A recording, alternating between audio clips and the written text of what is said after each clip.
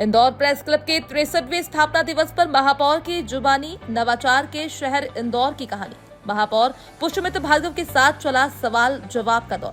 महापौर पुष्यमित्र भार्गव ने मंच से इंदौर के नवाचार और उसके लिए मिलने वाली प्रेरणा का जिक्र किया। महापौर भार्गव ने सफल आयोजन के लिए आयोजकों को बधाई भी दी।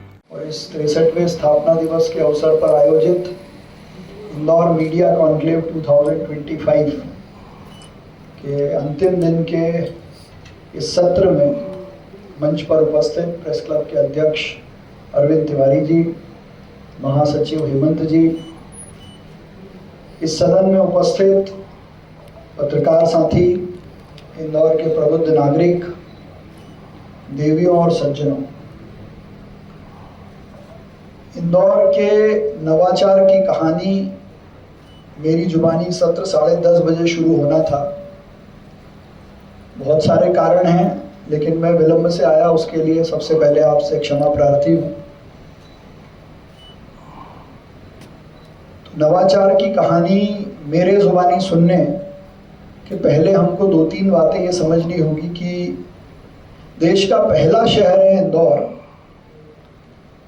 जिसमें इलेक्टेड रिप्रेजेंटेटिव या वार्ड पार्षद के आधार पर नगरीय संरचना या नगर पालिका की संरचना का काम शुरू हुआ था। तो जो काम 74वें संशोधन से भारत के संविधान में नगरीय निकायों को जोड़ा गया, वो इलेक्टेड रिप्रेजेंटेटिव के आधार पर काम देश में और इंदौर में आज़ादी के पहले से हो रहा है। इसलिए जब हम ये बात करते हैं कि इंदौर जन भागीदारी का शहर है, जन सहयोग का शहर है, जनता के साथ मिलकर विकास करने वाला शहर है, तो इसकी आधारशिला बहुत पुरानी है और उसमें एक योगदान जिसका स्मरण हम सब हमेशा करते हैं, वो हम सब की माँ अहिल्या हैं, जिन्होंने केवल इंदौर नहीं पूरे देश को एक सूत्र में बांधने का काम किया। और कई सारे नवाचार इस शहर ने अलग अलग काल में देखे भी हैं, जैसे रात्रिकालीन सफाई भी हो सकती है, ये हमने 2000-2001 में ही देखा था। इंदौर जब पहली बार सर्वेक्षण हुआ तो 47वें नंबर पर था।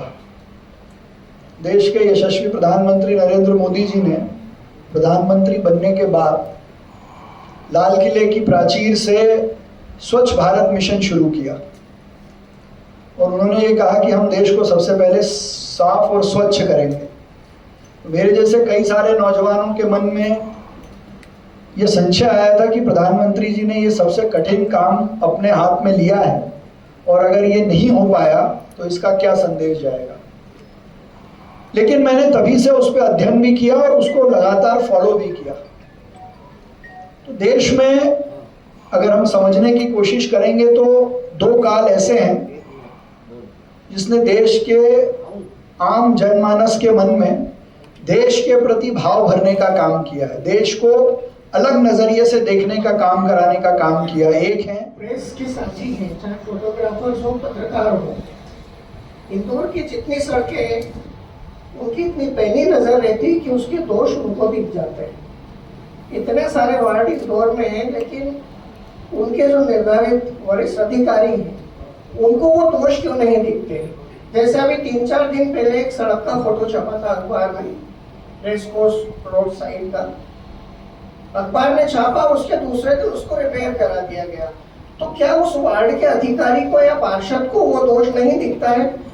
मेरा निवेदन है ऐसी व्यवस्था करें कि वहाँ के जो वार्ड के अधिकारी हैं उनको निर्देशित किया जाए कि अविलंब जो है सड़कों पे जो भी दोष है उनको दुरुस्त किया। जैसे मधु मिलन, वहाँ का तो नारकीय जीवन हो चुका है, हर वहाँ से जाने पसंद नहीं करता है, इधर उधर से घूम के जा सकता है, लेकिन मधु मिलन तो है तोबा। दूसरा, जनप्रतिनिधि अधिकारी कर्मचारी तो देखते ही हैं, तो वो उनकी नजर से जो छूट जाता है वही आपको दिखता है। तो कुछ तो छूटेगा जो आप देखोगे। अभिषेक नवाचारों पर बात हुई है, लेकिन इन सब के मायने तब हैं जब ये शहर रहने लायक है। पिछले 24 घंटे में रविशंकर मिश्रा जी के यहाँ नगर निगम ने जो प्रतिशोध की भावना दिखाई और अब से कुछ देर पहले आप वहां पर होकर आए, ये कहीं ना कहीं एक अशुद्धोती परिपाटी की तरफ इशारा कर रही है। आप चूंकि एक प्रतिष्ठित मंच पर यहाँ पर मौजूद हैं, ये शहर का एक बड़ा दौर है, लेकिन इसमें कहीं ना कहीं ये चार चांद के बीच टाट का पैबंद लगाया है। आप इस मंच के माध्यम से शहर के तमाम नागरिकों को, तमाम प्रबुद्धजीवी जो यहाँ पर मौजूद है, पत्रकार मौजूद है, किस तरह से आश्वस्त करेंगे कि ये नगर निगम जिसका काम जनता के हितों का काम करना है, वो प्रतिशोध की भावना जनता से तो कम से कम न निकाले, इस तरह की घटनाओं की पुनरावृत्ति न हो। मैं जनता का प्रतिनिधि हूँ, इसीलिए दिल्ली एयरपोर्ट से आने के बाद सीधे उन्हीं के घर गया। ये शहर के लिए अपना सब कुछ देता है।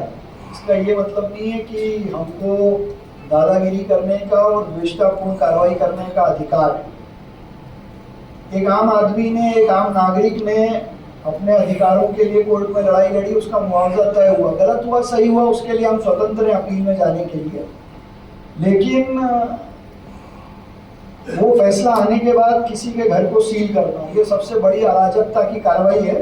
इसलिए मैं खुद गया, मैंने खड़े रह के सारे ताले खुलवाए और उनको ये आश्वासन दिया है कि आपको कोई परेशानी हो आप मुझे बताइए। शहर के किसी भी नागरिक को जब भी ऐसा लगे कि मेरे साथ द्वेषतापूर्ण कार्रवाई हो रही है, तो हम जनप्रतिनिधि उनके साथ हैं और घटना की पुनरावृत्ति ना हो, ये हमारी जिम्मेदारी है। इसलिए जिसके खिलाफ भी कार्रवाई करनी है वो जरूर करेंगे।